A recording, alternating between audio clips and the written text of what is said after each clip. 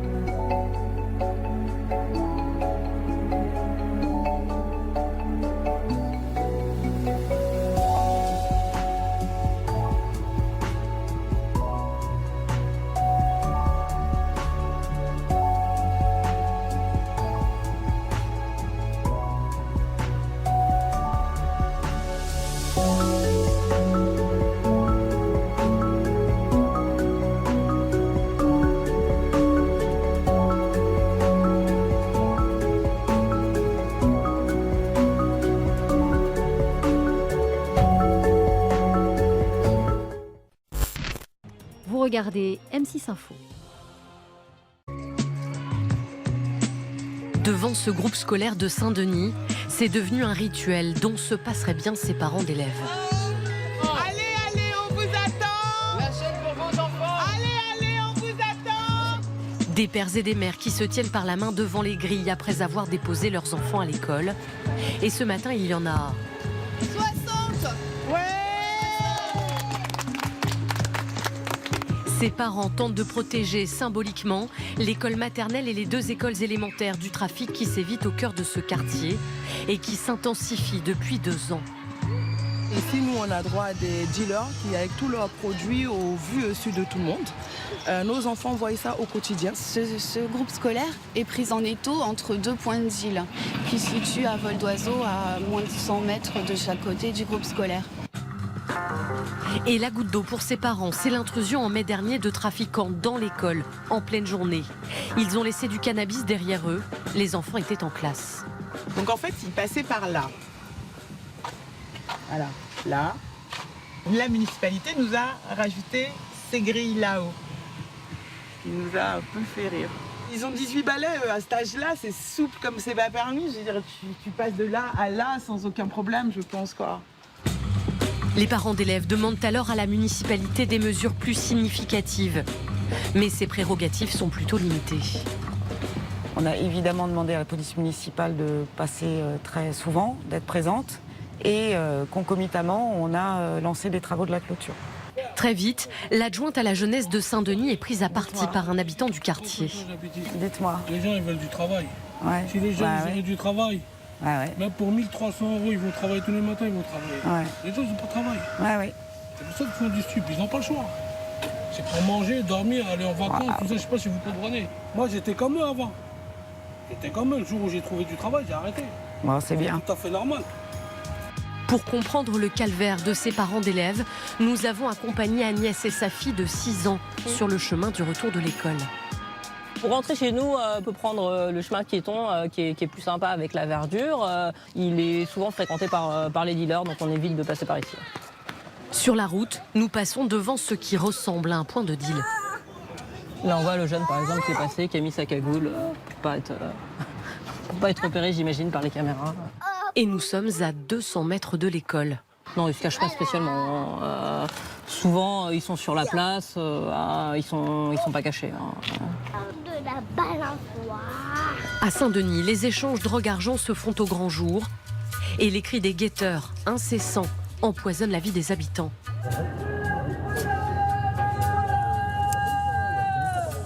Ceci, par exemple, signifie que la voie est libre. Pas très compliqué dans ces conditions pour l'un de nos journalistes équipés d'une caméra discrète de trouver des dealers. Oui, tu vends ? Ouais, c'est bien. C'est combien les prix ? Mais nos questions éveillent vite leurs soupçons. On va voir le sac. Hein ? On va voir la sac. C'est rien dans mon sac. Des trafiquants qui ne se cachent pas. Ce serait un phénomène plutôt récent selon cet ancien dealer d'une trentaine d'années qui a accepté de nous parler. Avant, tout était fait dans le respect et dans la discrétion. Respect des habitants. Le grand ne traînait pas avec le petit. Dès qu'il y avait un grand qui voyait un petit fumer, il prenait sa drogue, il lui dit d'aller à l'école travailler. La plupart, les parents ne se doutent de rien. Certains, oui, je vais vous dire oui, c'est vrai. Tu poses des questions à pourquoi ton enfant rentre à telle heure. Mais la majorité de leurs parents ne savent pas. Et dans cette guerre de territoire, les habitants du quartier ont décidé de montrer qu'ils n'avaient pas l'intention de se laisser faire. Un samedi matin du mois de septembre, dans la cité du Clos. Alors, chers habitants de Duclos, c'est le moment de se réveiller pour ceux qui dorment encore, parce que nous nettoyons le quartier. Donc ensemble, on va nettoyer notre quartier aujourd'hui. C'est le début du week-end et pourtant de jeunes ados sont déjà à pied d'œuvre. Si nous les floutons, c'est parce qu'ils sont mineurs. Ça y est les gars, vous reprenez, c'était leur tour. Là, on va nettoyer la cité là. On ramasse les trucs qu'il y a par terre pour faire plaisir aux gens, pour satisfaire les familles. Celui qui les mène à la baguette, c'est Vince Eslas. Comédien, musicien, il a décidé d'organiser cette journée conviviale dans le quartier pour réunir les habitants, tous les habitants, y compris les jeunes dealers et guetteurs. Ce sont nos jeunes, voilà. On n'a pas de jugement. Peut-être qu'on a des jeunes qui ont envie de basculer, qui ont envie de changer. Du coup, le fait aussi de côtoyer les adultes, de voir qu'il y a d'autres potes, on peut aussi facilement se confier, on peut avoir des conseils pour pouvoir avoir une autre orientation que celle-là. Elle est très éphémère. Ce square est l'un des cœurs du deal dans la ville. Alors pour les mamans, membres du collectif Bien Vivre à Saint-Denis, c'est aussi un moyen d'occuper le terrain et de faire le plus de bruit possible pour empêcher les dealers de faire leurs affaires.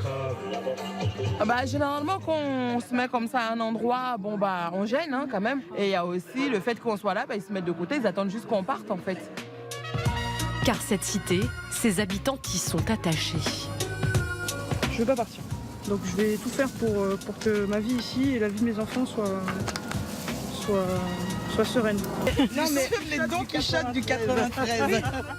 Des Don Quichotte qui, elles, ont bon espoir de s'imposer face au trafic qui gangrène leur quartier.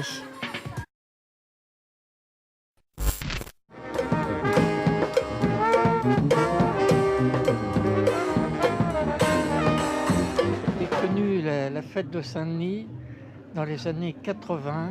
Il y avait un cortège avec la fanfare qui défilait dans les rues de Saint-Denis.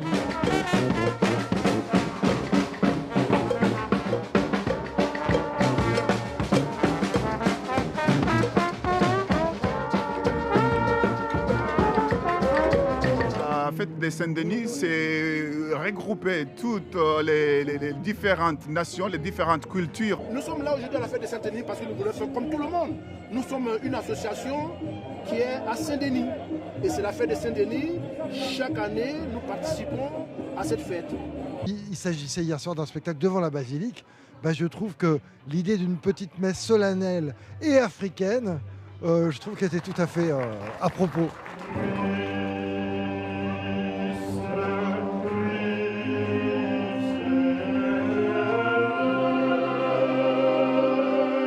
On a la présence d'une Dionysienne de naissance et qui est une artiste lyrique. Et nous avions la présence d'un magnifique griot percussionniste africain et un superbe guitariste malien. C'est ce qui a donné, j'espère, ce goût de la fête et de la surprise, de la simplicité et puis de la fraternité.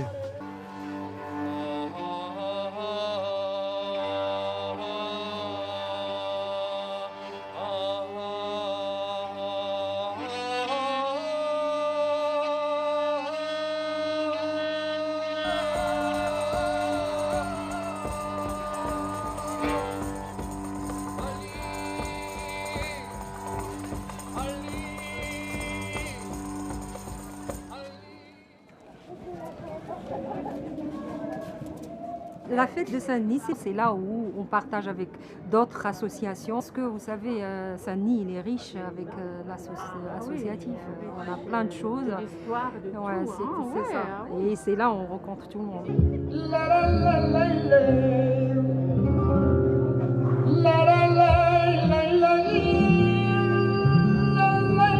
La vie associative dans cette ville, je suis dionysien, donc a toujours été quelque chose d'important.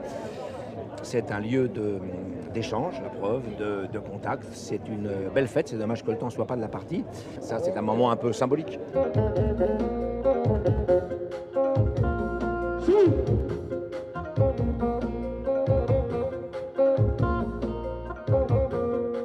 On est ravis d'être à la fête de Saint-Denis, c'est la première fois qu'on est là pour présenter les activités et pouvoir toucher un public plus large. Et aussi, on est un lieu où on ne sait pas forcément ce qu'on y fait à l'intérieur, surtout quand on passe devant une palissade et c'est pas forcément accueillant. Du coup, c'est un moyen de pouvoir ouvrir les portes du chapiteau plus amplement.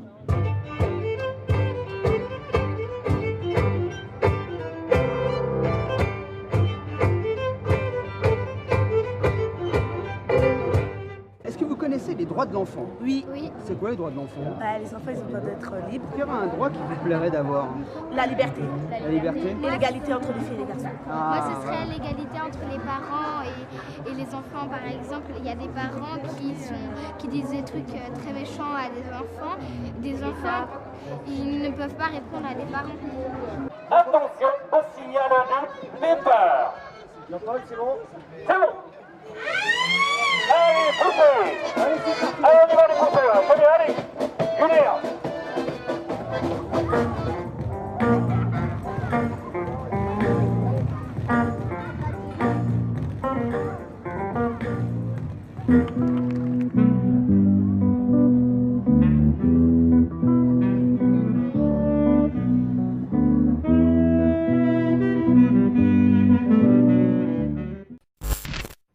Oui, et ici à la mairie de Saint-Denis, on se dit indigné de cette nouvelle, indigné que des mamans qui s'investissent contre le trafic de drogue, et bien ici ne se sentent plus en sécurité au point de quitter la ville. Mais pour ces mamans, la situation, elles sont tout autant désemparées de cette situation qui n'était plus tenable. Elles habitent toutes au cœur de la cité d'Ourdin, au cœur du trafic de drogue, et leur engagement avait rendu leur vie insupportable. Chaque jour, elles se faisaient insulter dans la rue, leurs pneus de leur voiture étaient crevés, les vitres brisées. Elles ne pouvaient plus, elles partent à contre-cœur, mais elles doivent partir. Heureusement, la mairie de Saint-Denis a proposé de les aider, comme nous promet Florence Haye à notre micro. Je vous propose de l'écouter. On va les accompagner, les aider et à pouvoir accéder à un logement qui puisse être plus tranquille pour elles. Mais aujourd'hui, il n'est pas acceptable que finalement ce soit ces mamans-là qui soient obligées de déménager alors qu'on devrait endiguer ce trafic. Voilà, les mamans ont déjà contacté leurs bailleurs sociaux pour redemander un relogement d'urgence et une pétition est déjà en ligne pour les soutenir dans leur démarche. je rencontre une culture dans les années 82 qui commence à apparaître.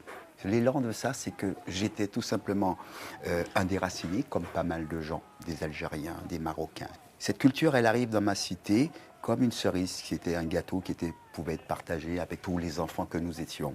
Ça a favorisé cette expression de rencontre, cette envie de partager plus, mais pas partager en discutant, mais partager en pratiquant.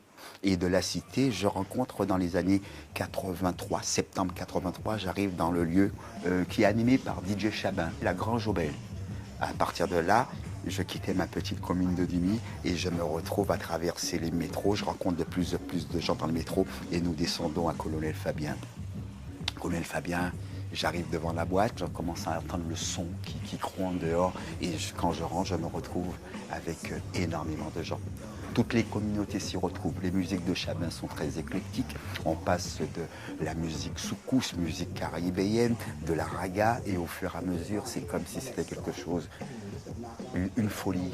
J'ai formé plusieurs danseurs, donc j'avais Stomy Bugsy. À l'époque, il y avait Cool Chain, Joe Star.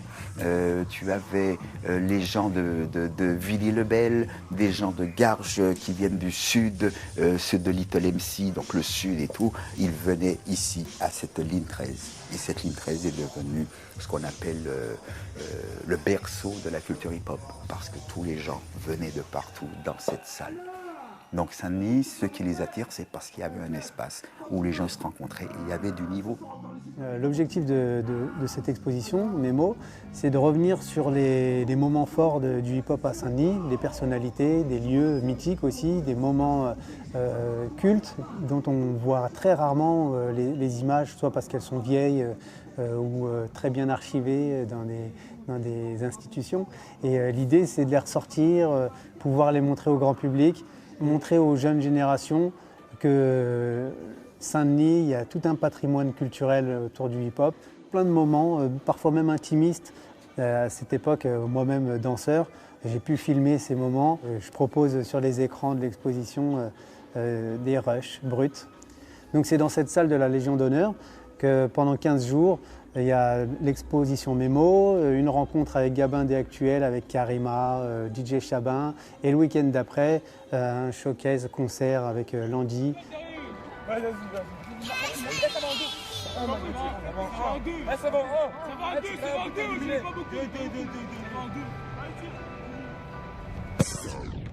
Le titre En bas de chez moi, on l'a vraiment fait en bas de chez moi le son. J'avais fait écouter la musique à un groupe qui s'appelle La Squadra. Et on avait fait plusieurs sons ensemble, mais je leur ai dit ouais là faut qu'on sorte un son d'été, mais un son qui bouge, mais tout en restant dans le délire qu'on fait et tout. Et bam, il y a un mec qui me dit il sort En bas de chez moi comme ça. Il sort juste le mot En bas de chez moi. On était en bas de mon bâtiment, en bas de chez moi. Et c'est là que de cette phrase ça a fait tout le son. Et franchement ouais, ce son on parle de tout. On parle de ce qui se passe dans les quartiers, de tout. C'est pour ça que les gens ils sont sentis beaucoup concernés par rapport à ce son, parce que c'est un thème de vie. Tant qu'il faut qu'ils kiffent. Ils kiffent déjà eux-mêmes et après ça va se faire tout seul. Déjà être avec les siens, avec des gens qui te soutiennent depuis le début, déjà ça va te donner... eux ils vont te conseiller aussi, ils vont te déstresser. Et travailler sur soi-même, travailler ses textes, même avant d'être sur scène, essayer de le faire devant plusieurs gens. Comme ça ils voient et comme ça même toi ça va te mettre à l'aise déjà de chanter devant un public. Il y a eu beaucoup de rappeurs à Saint-Denis, il y a eu NTM et tout. Il y a la nouvelle génération, c'est vrai qu'après je suis pas le seul maintenant. Il y a moi, il y a d'autres rappeurs aussi. Ouais, je pense que si on travaille bien, on continue sur cette lancée, bah ça va, on aura encore l'empreinte de Saint-Denis qui va rester. Je pense que ouais.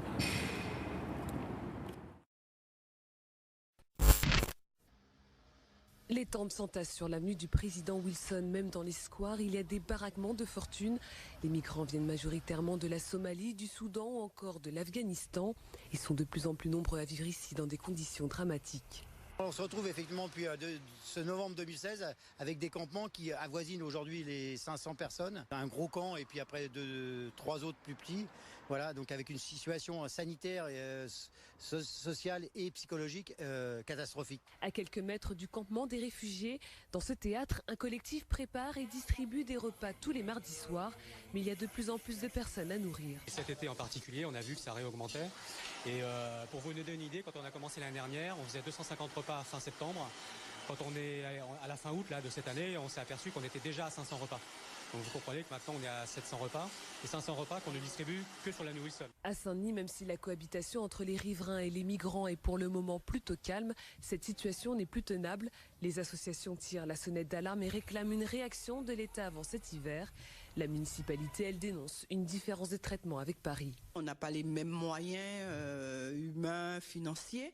Et c'est vrai que jusqu'à présent, c'est toutes les 6 semaines à peu près, il y a une mise à l'abri, alors que nous, depuis le mois de janvier dernier, ça s'est fait. En attendant une mise à l'abri, ces migrants peuvent encore compter sur la solidarité des associations et de certains habitants. Avec Paris, Aubervilliers et Saint-Ouen, ce sont au total 3000 enfants, femmes et hommes qui sont à la rue. Se faire insulter devant ses enfants, se faire menacer sans cesse, je me dois de me protéger.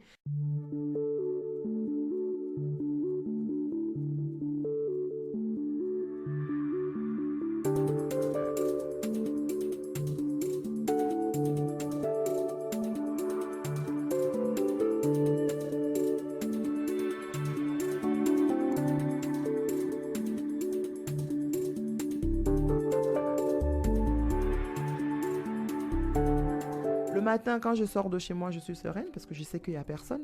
Mais le soir, je ne vous cache pas que pour rentrer, je ne suis pas du tout tranquille. J'ai la boule au ventre qui je vais trouver devant le bâtiment ou sur le quartier. Ce qui fait que je me sens inconfortable, c'est que aujourd'hui j'ai des menaces.